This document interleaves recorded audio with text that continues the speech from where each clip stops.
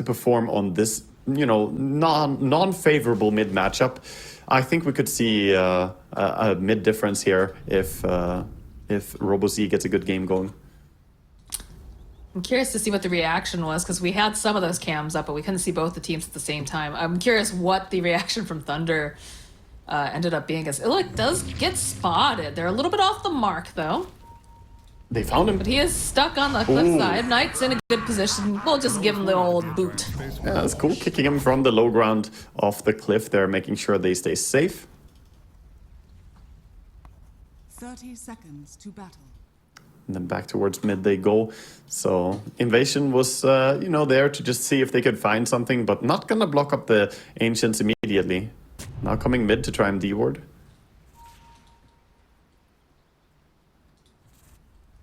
I feel like MJZ should be more than just a gold tier Oracle. I feel like I've seen this guy play him a lot.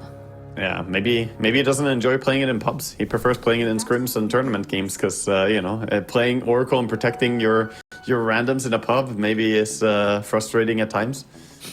Oh, yeah. Yeah, that is... that and playing Dazzle, and they're like, oh my god, why didn't you shallow gravy? Just ping, ping, ping, ping, ping, ping, ping, and you're like, it's on cooldown, bro. Ugh. I'm not salty. You just gotta get level 25 and just not have cooldown. Permagrade. Yeah. Yeah, right from level 1, you know, just make that jump, you know, be the better support. Exactly. Good support would have done it. Oh my god, I hate you. Anyways, looks like for the time being, just gonna see a pretty even matchup here. We've got, as expected, now as expected, right after we've seen the shift, we've got Acatsuki playing that position 1 Dawn paired up with Grim, facing off with Illick, and of course Knight on this Earth Spirit. Yeah, for me the interesting lane is going to be this mid lane here, the Lina versus Huskar. How can they play on this lane and try and get ahead? Huskar getting too nice to nice under a tower here, playing aggressively and looking for a way to, you know, stifle the Lina's progress towards that bottle, but she gets 4 lasted, so she's completely fine. Yeah, that range definitely helping out, but it hurts every time the Huskar throws out some of those clicks there. Top lane should be fairly quiet. I don't think we're going to see anything too aggressive, considering. Yeah, it's a tough lane to burst the Morphling. He should be fine overall. It should be pretty CS oriented. We see all 4 players basically power denying, power CSing. Bottom lane though, they're brawling a bit. Yeah, looks like Luis and Illick both are quite low. Illick doing a good job of being able to harass, as it is very important to make sure that Illick does not have the super comfortable game that he had in game number 2. Yeah. Let's see some of the games. I'm like, wait, which game was he in that? Yeah. Yeah, mid lane so far, Sledham is doing a really good job on his Huskar. 10-4, 10-5 even in CS versus the 6-0. So RoboZ not really getting any denies here against Huskar. Doesn't mean they quickly gets leveled up. Oh, and there it is. There is the kill in the bottom lane. Luis finishing off Illick. So the pressure is on this Beastmaster this time around, whereas I felt like it was fairly even. Yeah, this is previously. I mean, this is a strong lane. The Dawnbreaker is very, very potent in laning stage compared to your usual carries who, you know, compare her to something like a PA or a Void who wouldn't have nearly the same kill potential. And level 2 power spike hitting hard. So for our viewers that don't typically... Oh, man, Monty, they're making plays over on that Oracle. Hold that thought. So Monty needs to be a little bit careful here. Soul Assumption doing a lot of damage, like we said. It will be a kill for Hermit, but they'll be able to get themselves return as they take down Monty. But what I was going to ask is, for our viewers that don't watch a lot of Pro Dota, maybe they're just showing up because, you know, it's TI time. This is when we get a lot of viewers that don't necessarily follow the main scene. What's going to be the build for this Position 1 Dawnbreaker? You go pretty similar items to the way you would play it if you were on POS 3 nowadays. Very different from how we see it played POS 5, which is, you know, all around the ulti and trying to heal up people. But now it's going to be an Echo Saber, you know, Echo Dessel with face boots type of build. Probably a pretty early Harpoon is what I'm expecting from him. And he's electing to go for the Soul Ring as well, queuing that up already. Yeah, I know sometimes that Echo really depends on the person. Trying to land the Inkswell, not going to be able to quite manage it, but they'll take down the boar. I know for some times, like, people were, you know, you could opt to go for the Echo, or you could just go into straight death. So do you have a preference? I think nowadays definitely Echo Saber is worth more getting that as soon as possible, because you benefit a lot from having that little bit of extra mana, and the double hit feels amazing with Luminosity crits. Control towards the runes here. Gotta make sure that Lina doesn't get the bottom rune. Saddam's doing a great job of just kind of pushing back Robozy, making him feel very unsafe. We'll be able to go get the other water rune top, so this Lina is going to be a little bit empty. Does have the Enchanted Mango, though, for a little extra regen, and of course that quick burst of mana if needed. Yeah, he's done a good job recovering his CS, because he was falling behind a bit, but now mid is looking pretty even. 18-7 versus 21-9. Still Huskar getting a little bit of an edge here. We'll take a couple of shots here from the tower. Bottom lane is being pretty firmly controlled by the Grimstroke and Dawn, though, as the Beastmaster. He's got decent CS, but it feels dangerous for him to come close. Every time that he approaches the lane, this Dawnbreaker is just on his case immediately. One thing I really do enjoy about Dawnbreaker, especially being run as a position 1, is the fact that, you know, she wants to be farming, but she's also one of those heroes that just naturally can be so aggressive early, just because she's strong, but then also you can farm.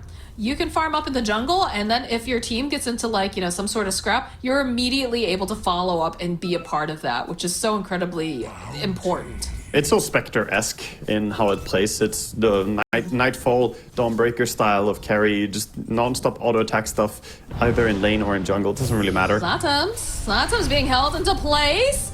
And get a couple clicks. We don't have the Laguna just yet. So there'll be a roll forward. We'll land over to Luis, but I don't know if he was expecting that there was going to be another support here. So the Inkswell will land onto Knight. They'll follow it up. They've got the LSA if they need it, but they'll just use a Dragon Slave. So RoboZ gets himself a nice kill. Yeah, that's And that's nice. all before he hits that level 6, too. A good takedown, and the 6-minute runes also up now. Yeah, Hermit was left alone as they TP'd in towards mid there. Yeah, that's good identification, realizing, oh, well, if they're all going to go mid, then we can definitely get a kill. Look at Monty. Look at this. Yeah, Like, he's going hello. Inkswell? Gains the silence, the Inkswell, and he's just dead. Very nicely done by the supports.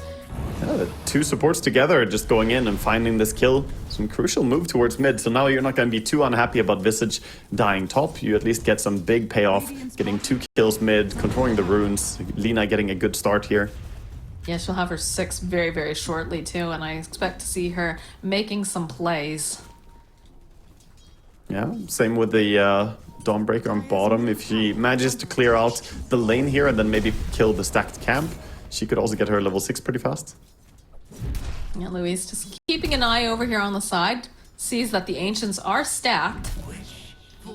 Knight making his way over to him. Like, the boars are... Prepping the camps, yeah. Yeah, as expected. I mean, this is what They you have want to vision. have. They have a nice board over here, so they do see a little bit of them moving over. Yeah, and they go for a scan too, so they know what's going on, but they know that he's alone, and if he's alone, that means there's nobody here to really save him. The roll in from Knight isn't gonna quite be enough, I think. As now the follow-up, Monty's here. He says, all right, who we killing? All right, sees his brother. They'll keep going. They've got the hammer, the drag forward, gets a nice silence off, but they're just gonna try to body block him into the corner. A blood grenade gets used, and he's dead. I'm loving this aggression coming out from the side of Qhali. Yeah, this is really amazing by them. The way they're moving their support so far has been really great. Both Monty and Luis are doing a good job moving around top. Top now, a little bit of a dive by the Morphling. Not really gonna get the kill on Visage. I mean, I will say that Hermit is suffering because of the fact that these supports are moving around so much, but I think it's okay. What do you think? It's acceptable. I mean, it's not ideal that the Visage is not getting more farm in the lane here. Mid now, a lot of Getting folks... kills, so I think it's all right. If they weren't achieving anything, I would say it's a problem, but... MJZ over here getting chased by RoboZ. He's gonna step forward. Monty takes some damage. Dawnbreaker ulti coming in the Laguna. It goes right for Huskar's face. And now MJZ in a world of hurt as they'll continue to chase after him. They need one more hit, and that's gonna be your position 1 Dawnbreaker getting the final hit. Yeah, Knight did get a kill though. Meanwhile, he killed off Lewis thanks to the DD rune he found over on the Earth Spirit there. He managed to get a solo kill over on the support. And this rotation mid does make some space for Beastmaster to push out bottom all the way. Gonna get himself his level 6 there as well. They're gonna try to make a play for it. Look again, look at this. They're teleporting down, they're pinging it out, they see the boar. He's backing up. He wants his ancient stacks. Like he's sending over his board to one of the camps and running towards the other camp. This juicy camp right here, this ancient stack, can he get another one? Oh, I think the timing is good. I think it might work. Yeah, he got it. Nice. That's tricky. So it's a 6 stack right now. That's a lot. Look at this though. Look, they know. They're like, he's not showing. There was a big stack over there. Oh, They still have that ward. Yeah, they have the ward over on top of everything. The creeps are so low. Dawn could steal a lot with W here even. If they get vision, plant a ward. They have the vision. They've got the sentry. Oh. Very tempting. He's got to know. Like, look at the way he's moving. He has to know. Yeah, look at this. The Dawnbreaker going right through. The TPs are instant, but it's too late. They get the kill on. Look, the roll forward, though, onto Kuko. If they want to try to punish him here, they'll drop the... God, I keep trying to say the wrong thing here for the bind, but... Kuko looks like he's going to be just fine as in comes Robo Z. He's like, oh, look at this juicy stack, guys. Let's take it. Let's do ward. And let's put some pressure on them, make them sweat a bit. Stick around, keep stealing.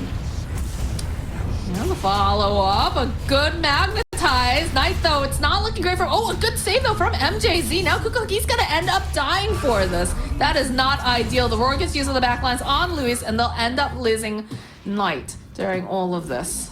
I think that was still ultimately worth it for him, though. They get the kill immediately when they get in there and kill the Beastmaster. They get to steal a lot of the Ancients there. I mean, the majority went to them.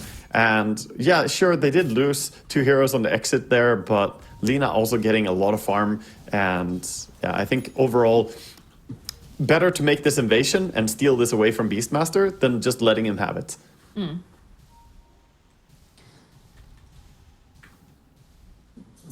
So what kind of build do you think we're going to see for Hermit this time around? He's got himself a medallion. Jumps straight onto Beastmaster again. Gotta bring him down quickly. Yeah. That's a dead Illic. Not having any luck here, and MJZ didn't have anything to save him. He's already used that false promise. He's going to try to use some of the spells to prolong his life, but it's not looking like he can outrun this. Yeah, just getting caught. This Ember support is working out pretty well so far. I mean, he's been in 8 kills out of 12 right now. Only died the 1 time, so Monty showing that he's clearly proficient at running this as a support even.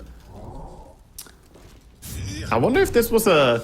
you know, I actually think that this could have been a preparation move, that they're like, okay, you know what? If we first phase pick Ember, we can rely on doing this as a support. And it's working out really well. Like I said, it was fairly popular in the South American region several years ago, but everything changes, right? With patches, it's always a bit of a crapshoot. They find Knight. Got that ward there, and they'll realize this. Dewarded immediately as the Ember confidently just walking around in the enemy territory here. This is pretty big, scouting out the enemy ancient stacks and see how, you know, what the status is and where people are farming. And Beastmaster now, even at 11 minutes, 12 minutes almost, doesn't have Dominator yet.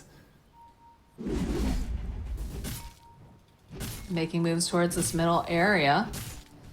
I will say it feels bad when you're playing Huskar because it feels like he has not been able to make any sort of moves. He's just gotten killed twice now. Whereas RoboZ, he's been active. He's had 4 different fights. They are going to teleport down the Huskar. Everybody's going to try to run out. Lewis is left behind a little bit. He is holding on to the Inkswell, and Monty's still nearby, though, in case they do decide to continue going. RoboZ on the high ground will make them back off, so... Yeah, just backing out. Successful rotation for Slatums. Unsuccessful, but, you know, Qhali are gonna just back out here as well and get themselves the travels coming out on Lina, so now he can be way more open to TPing in top, maybe making plays together with a Visage, and I would like to see them just start to make a rotation towards top lane, perhaps. Mm-hmm. Mid tower is also pretty low, though, and Huskar is farming jungle, so they could opt to take this tower out. Yeah, I would think, you know, maybe take out the mid tower and then rotate top. Remember when the mid tower was like so incredibly important because of the Roche position? What a time that was. Look at those chains. Slatums in position though, looking like he wants to fight. They've got the Laguna Blade on Lina. Monty. Not gonna overextend though. Away from the nuke. Dangerous to go a little bit too close there. If the Earth Spirit gets a nice roll and then kicks you back in under your tower, could get a bit too deep. They do have the possibility to reinforce with the Dawn though, so maybe they will keep going for a mid push here. We'll see. How concerned are we of the fact that Knight has just been left completely alone, uncontested? I would say it's a pretty big issue here for Qhali, and they should be the ones playing with more sense of urgency in this game. They do have some good stuff if the game goes late. They can get the Aghanims on Grimstroke and create a Morphling illusion that just destroys everything. But at the same time, Morphling will be able to shred through your heroes pretty fast with the amount of farm that he's getting here. Curious if they go for something like a smoke, although they're hanging out by the bottom rune spot. It is a haste, so that is a lovely rune for Alina to pick up, or any mid, honestly. But they do go for the smoke play. It looks like they're going to try going bottom, looking at this Roche as a possibility, or maybe going through the gate. Successfully been scanned. They're looking to try and defend the tower and maybe pick off the beast, but he's already far away out of here. And since they did scan out this rotation, I feel like beast shouldn't go down, but maybe... I feel like he's still here. He's a bit greedy staying around here. Dire's top tower is under attack. He's going to end up paying for it with his life, unless they have... Nope, never mind. TPs do come out immediately. Little churn back around. Nice soulbind over onto Knight and MJZ. That's not how a Morph wants to play. He doesn't want to be tethered. Luis gonna try to teleport away. Monty is gonna be left behind. So they do end up getting themselves a return kill, but it's just the position for Ember, and they've already lost Illic. Illic's died how many times now? He's had a rough time. 5 times. Yeah, his offlane game is not doing too great here, and that was close that the Ember Spirit almost jumped out, but nice silence as well coming out by Knight on his Earth Spirit, making sure that they get that kill. All this attention towards bottom though is freeing up a little bit of space for the Visage to take over more area, so he's getting himself some farm as the Morphling made a move out of the lane now. The supports on the side of Qhali are making the rotation top. Poor Illic. This guy's like, guys, I don't want to be here anymore. I just keep getting murdered. So it's like, maybe I can go top. Maybe I can be a little safer. But the team of Qhali still very, very aggressive. And this is what we needed to see from them. We need to see them making these plays and not allowing Knight to have this freedom that he has had so far. We need to see them apply more pressure. I think if they just finish up farming the Deso on the side of Cookhook now, we might see a Roche attempt early by Qhali again as well. They have the Solar Crest already, and get the Deso as well for some more minus armor. They could start thinking about that Roche. At the same time, there's a Huskar on the side of Thunder Awaken, so they want the Roche for themselves. They want to get that Aegis, but currently don't really have control of the area. See, Monty's been working on getting an Orchid as his next item. We'll get the Roar get used on Monty, and should be able to stun lock him long enough that they can get this kill. But now there's no Roar available. Yeah, this opens up the possibility. We also see the drawing here by Luis. He's like, yep, they're gonna go into Roche now, guys. Because of that one guy dying, this opens up the opportunity to go Roche. Dawn has the Deso coming out right now. Although they're going to get aggressive. Knight going forward is silenced up. Lina in a good position. Soul Assumption. They've already lost Luis, but a nice save here coming out from the side of Thunder will keep them alive just a little bit longer. Knight, he's healed up to about half. Deso gets delivered now for Dawn. A little bit They slow still on, attempt to try this. a little bit slow on using the Lina ulti there. If they burst it quicker, then Oracle wouldn't be able to save the Earth Spirit there. But now, pretty hard position to wrap around on. This feels fairly reminiscent of when they had the Queen of Pain and Robozy just felt like too hesitant to use the ulti. We'll get a slide off, seeing Slatums over here on the side. Knowing that they don't have the Roar could be very advantageous. So they're gonna have the Grimstroke rejoining shortly. Coming back in, there's a great ward for Dire here. The low ward dropped, gives them nice vision. They're playing away from it on Radiant though. Qhali going around. For the opening, gonna jump onto MJZ. They recognize that this is someone that cannot be allowed to continue to live, so he'll be the first one to fall. Oh, this is tricky It's now. on. Tricky for Thunder. They're all scrapping, trying to run away. Yeah, you Searing can see Chains? that this... Oh, he's not gonna be able to teleport out. That's a very dead Slatums. And can they grab 9 time? No, but this means this Roche belongs to Qhali. They have the Fresh Desolator on their Dawnbreaker. This feels really good. Yeah, there's such a fast Roche now for them as well. And Thunder, they just have to back out. Can't really keep fighting. The moment Oracle died, you could see everyone just saying, okay, we're not winning this fight anymore. We don't have our save. And rightfully, they get out of the area. This gives the Aegis over on the side of Lina, though. And she also has that full Aghanim Scepter completed with a Roche kill. Radiant's top tower. Big power spike here for them. Get that Flame Cloak online. Makes sense that he's going for the Orchid on Ember. I'm a little bit surprised at first that he's going for it, but it just gives him a way to deal with the Oracle and actually silence him, get onto top of him, because Ember has all the mobility, but he doesn't have a way to kill Oracle on his own until he gets something like Orchid here. And I feel like that's so important that they addressed MJZ, right? Because he is the one who's going to continuously make these fights be elongated. So if they can get the jump on him early, if they can send that Oracle, even if they don't kill him right away, right? If they can at least lock him down for long enough that they can burst off a key player, it's all worth it. So yeah, definitely the Orchid's nice. I was wondering if they should pick up something like a Halberd, but it doesn't feel like they have necessarily the best heroes to kind of carry that. Yeah, no, Halberd would be fine for them. Maybe later on they could think about it, but I think more likely we're going to see something like Hex on Visage, right? Yeah. To just get that sort of lockdown and disable. He's going for a Shivas next, though. Solar Crest into straight Shivas to try and mitigate all the healing, because look what you're playing against. He's playing as Huskar, Oracle, Morphling, so much healing mechanics going on, so quickly rushing for that Shivas. Feels like it's been a while since we've checked in with the Morphling. He hightailed it out of that last fight the second he felt that it was not going in their favor. So he's got himself the Mantle Style, he's got the Falcon Blade. Yeah, he's building towards the Eye of Skadi.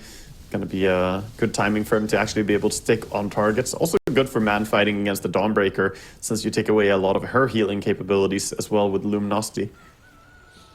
She does just pick up that Blink Dagger too, so Hook, even more mobility, even more chances for him to get into those backlines on these fights. Very important. Yeah, it's nice because he can now ulti in when a fight starts, and then he can blink towards the correct target when he lands as well with ulti. So pretty useful for him. We're gonna see early Tormentor take here, 20-24, getting the value immediately of taking it down, and it's gonna go towards the Visage in nice. this game. Yeah, they already bought the shard over on the side of Lewis on his Grimstroke, so he doesn't have any real items, but the shard alone is so powerful, getting that strong dispel, getting the heal, and of course 40% more damage is not a bad deal either, with the 5-second duration now on it. I like the way that Qhali's moving this time around. They're really kind of just moving in the general direction of one another. They're not really being too spaced out. And again, that's one of the benefits of having this Dawnbreaker too. As long as you have the ulti up, you're going to be able to just show up anywhere. So also the combination of this Grimstroke Ember, even if this Ember is only a position 4, it's just so good. Yeah, I mean, he's a great hero to carry the Inkswell. It's pretty fantastic. You put it on him, he dives in, and they're wrapping around. They might find the Huskar here, but a little bit too late. Or perhaps not. Perhaps not, because there's also the Inkswell, there's the Silence. Yeah. TPs are coming out, though. They're like, that's a little too close to our base. We shouldn't allow this to happen. But they will be able to put the pressure on the tier 2. Oracle was nearby enough to save anyway, so didn't feel too worried, I guess. But Lina just happily right-clicking into this tower, and right now, no lane pressure being put by Thunder. They are pushing bottom with the Dragon, sorry, so the bottom tier 2 is being taken just by the big old Black Dragon. Radiant structures are fortified. Blink Dagger's almost completed for Lina, so we talked about having this nice positioning. She's going to be able to Dire's top tower sit back even a little bit more and find these openings of the favorable. I would like to see her buy a shard though as well. Like, the Blink Dagger is nice, but I've spoken about it before. The shard is such a big damage increase for the spellcaster Lina. I wish he would pick it up earlier here in this game. has fallen. Yeah, I don't think it was... I'm trying to remember which game that was, but I definitely remember you being like, I don't understand why they're not picking up the shard. Yeah, I mean, a lot of players underestimate it on Lina. It's definitely worth the purchase, but it could be a case, you know, one of those, I will get it from the Tormentor eventually, but yeah, you didn't get the first one, and you definitely want to have it as soon as possible, so just extra bit of damage. But the mobility from Blink is going to be useful for him to follow up on the jump of Ember, as well as the Dawnbreaker ulting in. Now you have Lina as well, able to close the distance a bit. So Look, Lina just needs to, you know, be a hard worker and use her hard-earned pennies, just like Luis did. Like, look at poor Luis. Boy's got himself arcane boots, a windlace, some wards, and then bought himself a shard. You know, you've got a lot more money here, Lina. You can afford your own shard. Going back about that Luis shard as well on Grimstroke, it used to be bugged and not heal from creeps, and that has been fixed now. So it does again heal, but for a very long reason, or for a very long time, it was just not working, which is weird because initially it did work, then they broke it, and then silently at some point they fixed it. Radiant's middle tower They were hoping you didn't notice, Swaga. Now you're bringing it to light here on this stream where all the international people are watching. Yeah, well, buy your shards and Grimstroke, that's the message. has fallen. Good spin, good spin. This was just a PSA to say buy it. Radiant's top tower is under attack. All right, well, the push is on here in the bottom half of the map coming from the side of Radiant. I will say, it definitely feels like Qhali is the one who is just forcing them into tight positions on the side of Thunder. We haven't seen Slatoms be able to make any sort of really aggressive movements.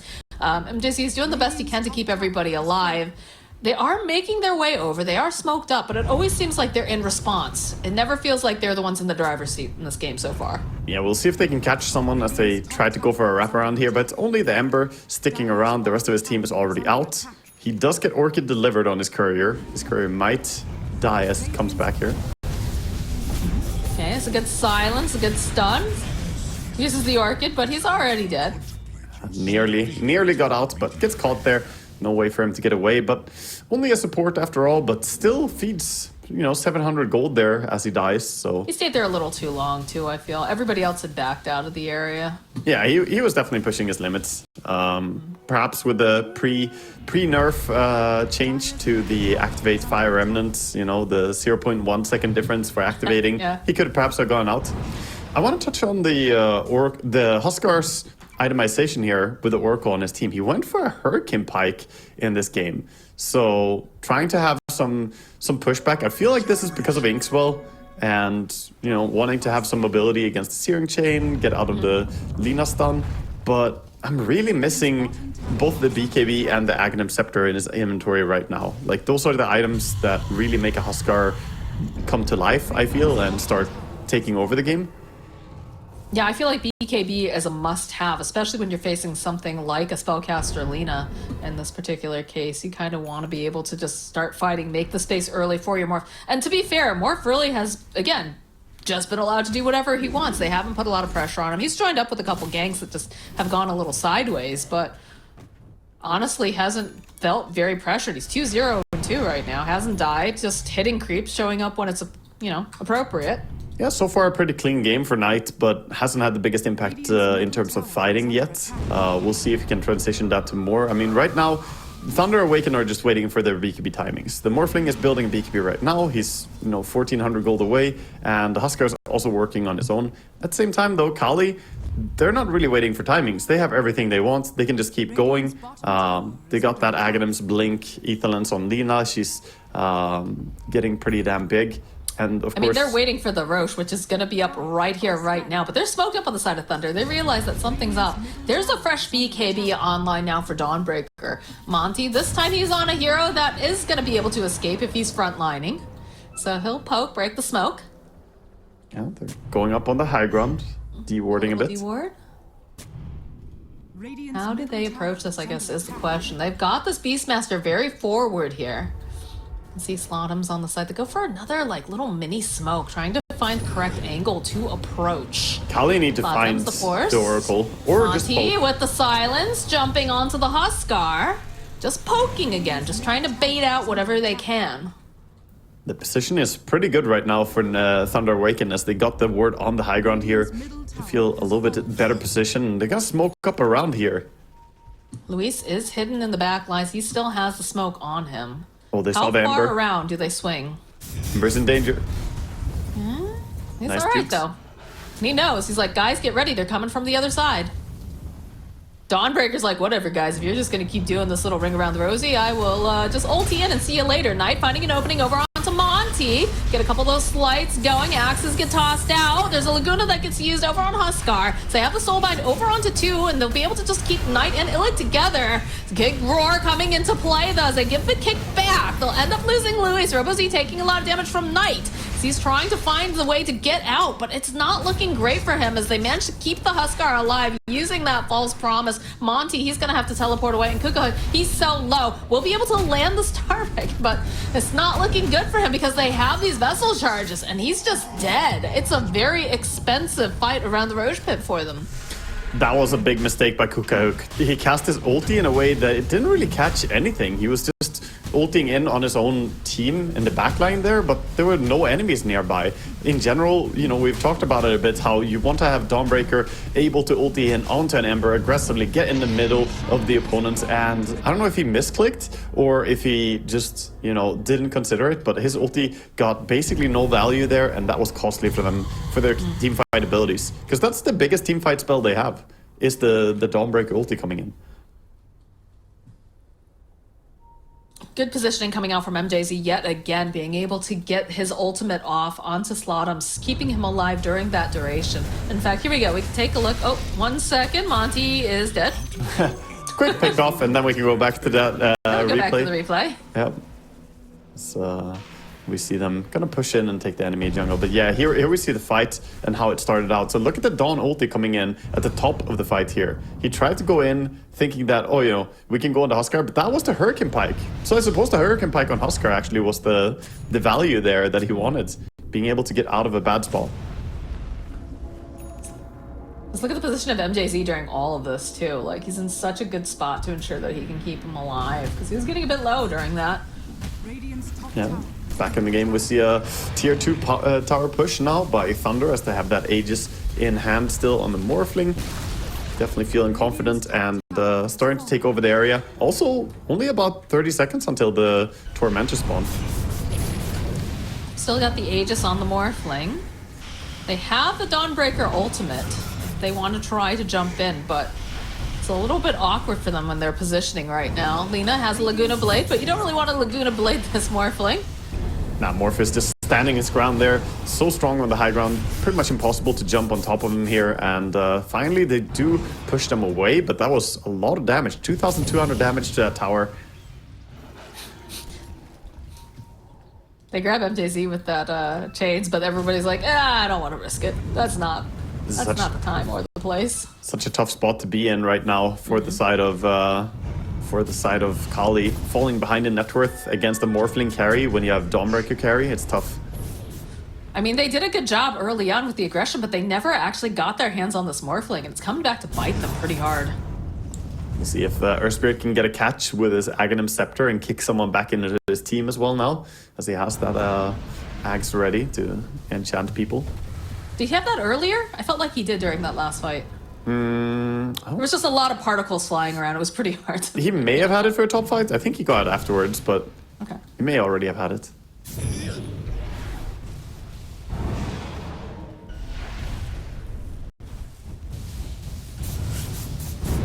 Even these illusions are like problematic for them.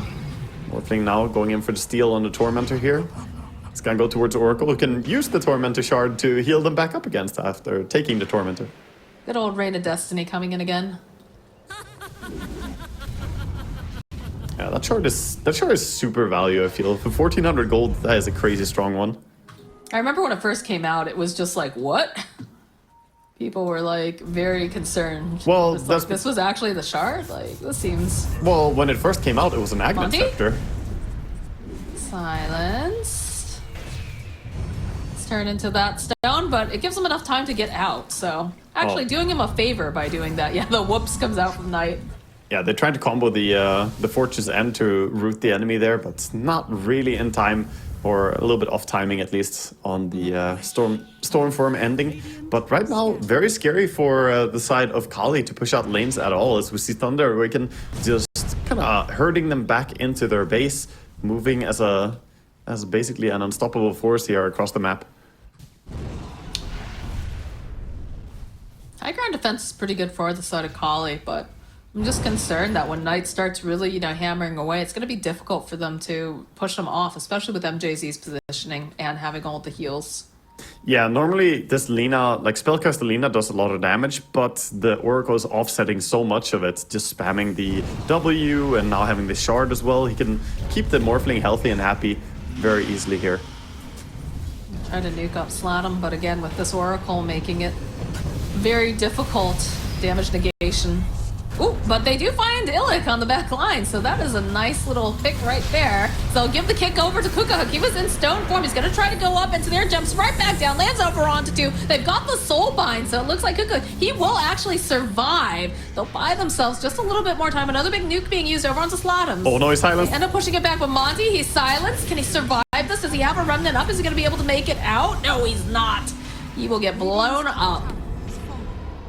I think they're gonna just back up now and try and solidify the situation a bit, but yeah, good pickoff there to start the fight, getting down the Beastmaster before he could really group with the team. That made it so important, or that was such an important pickoff because that's the pipe carrier, right? So a lot of the magic damage will not be mitigated anymore, and that's the value of the mid Lina. You have that shard, you have the Aghanims, and you just blow someone up with the Laguna Blade. Even with a pipe on the Beastmaster, he took so much damage from it.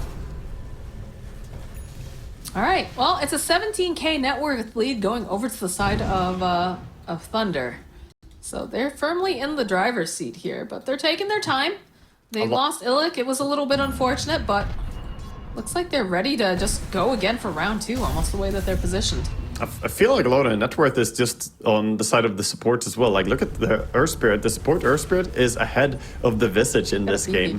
Yeah, he's got BKB, got Aghanims, got Spear Vessel. This looks a lot like a mid Earth Spirit at this point. He's so farmed. So essentially, you're playing as 4 cores at this point if you're Qhali. Look at the way they're positioned. I love this. Look at MGZ and Illick. They're going to try to blow up Slatums quickly, but there it is. There's the roll forward here from Knight, giving the kick back. As they'll wait patiently to re-engage Hermit. Set his own little stones form for the moment, but the roar comes through. Oh, he has the gem and they too. just blow him up. This is not looking good here as Robo Z. He is being held into place. They've got so much damage. In comes the Dawnbreaker. Has to blink away immediately, even though landing over on 3 because he just can't afford to be in the middle of all of this. And look at this. The kick back. BKB is going to get used from Kukahuk.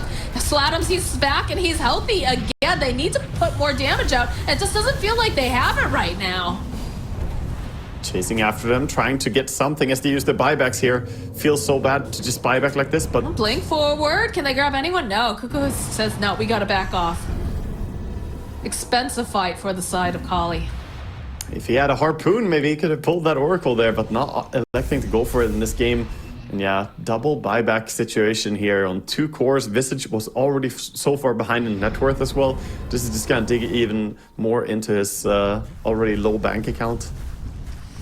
Yeah, it's a little bit disappointing because we've seen Hermit and we've seen him play this Visage quite well in another series, but this time I'm just not feeling that presence of him. And I think a lot of it goes back to the fact that you had these supports that were making these rotations, which looked good. They were getting, kills, but then Visage ended up just suffering quite badly without not getting the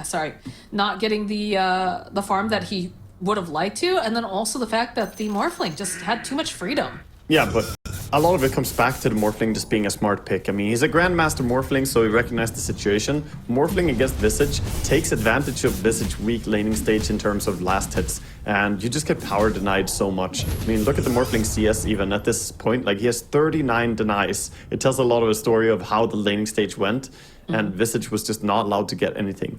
So, yeah, maybe if he could have had a stronger lane, they could have had a better position in the game right now. Morphling, gotta go for Tormentor. Gets a little bit of help. I think I would have liked to see this dynamic duo because it was a strong combo, right? The Ember and the Grim, and they just spent so much time hunting Illick, which I get, that's a priority. I think I would have liked to see them put more pressure on Morphling though. After you've killed Illick 4 times, then maybe go pick another target. But yeah, he was playing very smart too, the Morphling. So that is also a testament to his own map positioning. I think early smoke rotations from the Lina could have been the big thing to show him down. Normally, it can be hard to just bring 2 supports over with a Visage. You're not really gonna kill the Morphling, but if you can get a surprise stun from Fog of War with Lina, it could have maybe given them a way to shut down his growth a little bit. But yeah, right now, 25,000 gold lead, Thunder Awaken. They basically have everything they need to take this game. Good scan. They go and they find themselves Luis. Soulbound up. The little hawk just, I'm helping. Yeah, those birds, pesky birds, just non-stop rooting you and keeping you in place. They also get back there to get the D ward. Our kettle of hawks. Yes. As we've discovered. our cast of hawks. box, yes. Kettle, or what was the last one? Kettle, cast, or... Kettle cauldron? I don't remember. Yeah, it was something like that. Something weird. A boil. A boil, that's was it. Yeah. Something related to cauldron. Look how fast this Roshan goes down. Oh boy. This is going to be hard for the side of Qhali now. Yeah, Got refresher. the Aegis on Knight. Oof. Refresher over on the Beastmaster, who has the Blink and BKB as well. I think he's going to keep it for himself. I mean, this is looking monstrous right now. I do not know how you get a team fight going. Key items here. The Assault Cuirass is super close for Dawn, so she's going to have AC for this high ground defense at least. That's going to be something. Yeah, but he's so close to... I mean, it looks like they're going to make the moves anyways, but they're so close to getting the Satanic on the Morphling, who honestly has felt unkillable. They just look like they don't have enough damage at this point. And this is an exposed Rax as well, so it's just going to disappear quickly here. You're not in position to defend. No. Yeah, you can see that, you know, Robozy trying to put some pressure over onto the mid tower, but they got to come home. They got to deal with this. They can't afford to just be second out there. Ultimately, the only thing they need is to catch this Oracle, but he's sitting behind such a wall of tanky heroes. Yeah, nice little kick here coming out from Knights behind Kukahook with a roar. A lot of damage getting dropped over onto this Dawnbreaker's gonna try to survive, but too much damage. They'll end up losing out. Monty on the back lines was trying to find this opening, not gonna be able to as Robozy uses that BKB, but they have another roar because of the refresher. No buyback on either of them. This is looking bad right now. That's this game. I think so. There's no buyback on Dawn. There's no buyback on Lena, and they have done almost nothing here tonight. Who MJZ just keeps giving them a little bit more health and says, keep on going. Yeah, they brought down the Earth Spirit, but it's not going to be enough. They want to try and fight here. This is your tournament life. No reason to call GG here. Might as well try, but it's just a Visage and his two supports. It's not enough. They're lacking the damage at this point, you know? I saw some really nice plays coming out for Monty early on, but it's just gotten to this point where you have a raid boss and his name is Morphling. Look at poor Luis. They'll use the birds, they'll slow him down. They'll use the Soulbind too, Slatums. Just turn around, they click Monty. Yeah, only two of them alive now as the buildings are starting to fall. They're keeping them pinned in their fountain here, and Beastmaster working away at getting these towers down as well. Honestly, at this point, just secure yourself this victory. Yeah, they're not gonna mess around too much. Not too much fountain farming to be done, but... I mean, they have a Huskar. I feel like if you have a player who plays Huskar, he's going in for a bit of a dive. They'll jump into the fountain. They'll take a little bath here, but they will eventually back out a little bit. Knight, he's having a little bit of fun. They'll buy back on the Grimstroke. Knight just gonna man fight here. He's got himself a Satanic Kukahook. He's almost dead in his own fountain. They'll turn their attention over to the Ancient. Morphing so massive though, trying to finish him. Not gonna really happen. That's the throne. He's trying. Cuckoo's really trying, but it's not gonna be enough. Unfortunately for Qhali, they have been knocked out of these regional qualifiers, and it's gonna be Thunder